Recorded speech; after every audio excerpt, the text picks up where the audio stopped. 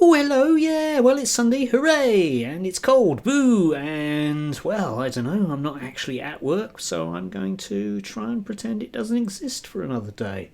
Like most people, I suppose, yes. Here we are, and that sort of late period capitalism thing. Anyway, today I just thought we'd have a think about proportional representation, that whole PR thing. Um, One of the things I think that Jeremy Corbyn got enormously wrong, amongst the many, let's face it, when he was leader of the party, was a steadfast refusal to accept PR. If they had have done, I think we wouldn't be here now. Because one of the things that the left in this country can coalesce around, as well as, some other not particularly left-wing parties, is the idea of bringing in proportional representation. You could simply announce to the public that you'll bring that in and then hold an election pretty immediately afterwards under a new system. It would be mildly disruptive, but no more disruptive than Liz Truss as Prime Minister. Probably, but at least then people would get to vote on things. Anyway, there was some interesting stuff out of YouGov the last few days, and they were sort of looking at what people felt about the political parties in terms of, well, just what they're like and whether or not they're trustworthy. Come back to that in a second. But if you have a look at this chart, Reform UK are the party Britons associate most with being patriotic and offering change, but also being weird and extreme. And yes, they are. But the longer that we go on in this country, I think the more people will start to veer towards the weird and extreme stuff, because it's fine just being generically against brown people who are all bad and ripping us off. But when push comes to shove, you actually have to kind of say what your other policies are. And in Reform's case, yeah, they are weird and extreme. I mean, if you think about the last presidential election, one of the cut-throughs there was the notion that Trump and the MAGA lot were weird, and I think it's definitely a way forward with it. I mean, you can see Zach Polanski doing this kind of thing about saying, well, that's not really us, is it?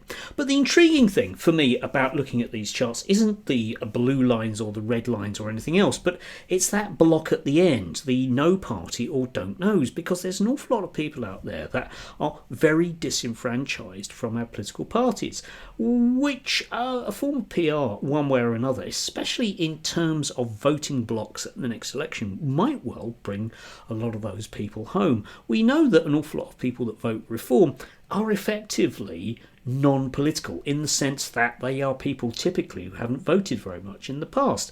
And, the left generically on a platform of bringing in PR could soak up a lot of those. You think about, you probably wouldn't have the Labour Party because they can't quite manage to think that far ahead coming on board, but you think about the Greens and whatever the Your Party is, Your Party, SNP and Plaid and some of the others as well. Yeah? The idea that you would vote for, in your local area, for whoever would be the one that is most likely to break through in terms of bringing us PR. It would be a winner. And that, in many ways, would force Reform and the Tories to do the same sort of thing into a coalition, which you could argue one way or another might be a minus. But let's face it, they're going to do that anyway, aren't they? Yeah. So there's potentially a large pool of people out there that might find that kind of thing attractive. But when you sort of come to the idea about the way that people might vote about being represented, again, if you have a look at this chart, you can really see that there's an enormously large number of people out there that feel they're disenfranchised, until you get to that little spike at the end amongst young people, a third of whom basically feel that the Greens are the most likely party for them. And again, unless somebody magically assassinates Zach Polanski before the next election, I can't necessarily see that changing, because they do seem to be on a bit of a roll with that one at the moment. Anyway, link down below, you can have a look at this for yourself, but I'm not going to show the charts. But the other thing about this is trust worthiness, and it's intriguing because actually Conservative voters, those who said to YouGov that they were going to vote Conservative, don't trust the Tories on immigration. They trust Reform on immigration, but not their own party, which might potentially be a kind of warning sign for Robert Jenrick, because if he wants to go down there in terms of saying, we'll become the very anti-migration party, well, people don't trust the Tories to deliver on that. Yeah, trustworthiness is an important element on politics.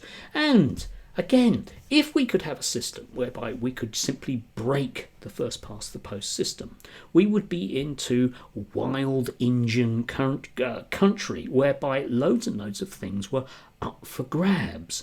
Not quite a sort of Gramscian war of manoeuvre necessarily, but it's definitely changed political landscape, because once you get PR, it's very hard to go back.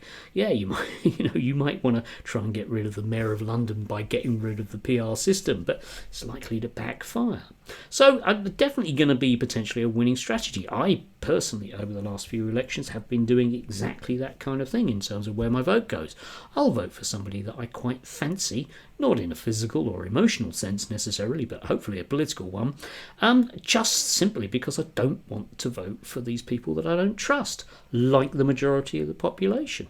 Because after all, there's a lot of weird stuff out there, and the way that we can get around this weird stuff is to completely change the dominant narrative that we're faced with in terms of these big voting blocks in Parliament, if nothing else, which means that it leads to a great deal of corruption. Now, I'm not saying that continental parties where there are loads and loads of small parties don't have problems with corruption. All systems have problems with corruption. But if they're keeping a beady eye on each other in terms of a coalition, it's a lot less likely to happen.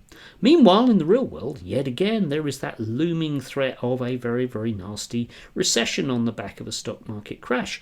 I don't know, maybe it'll come this year, maybe it'll come next year. The Daily Telegraph seemed yesterday to be very keen on the idea, and it won't be something that you can blame on the migrants, realistically, unfortunately. I mean, people will, obviously, because they are responsible for everything, a bit like I am as well. I somehow will have crashed the stock market because of the history lessons that I give, or something. But yeah. Anyway, if you want to amuse yourself over the next few hours, you could always look up the protests in Portland, Oregon, where various people have taken to wearing dinosaurs and other suits and standing in front of ICE and looking the least threatening Antifa types you can imagine. Oh, the hilarity we had. Yes, indeed. Still, you can see what anarchic, war-torn streets there are.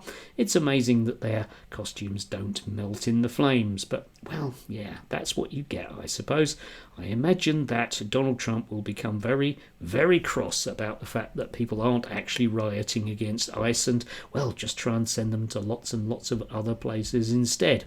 And I would suggest strongly to people in dinosaur suits, carry on in your suits and don't rise to the bait, because we can see it in this country that, whenever the press, the right-wing press, want to label people as extremists, they can always find somebody who shouts something against the people that they consider to be good.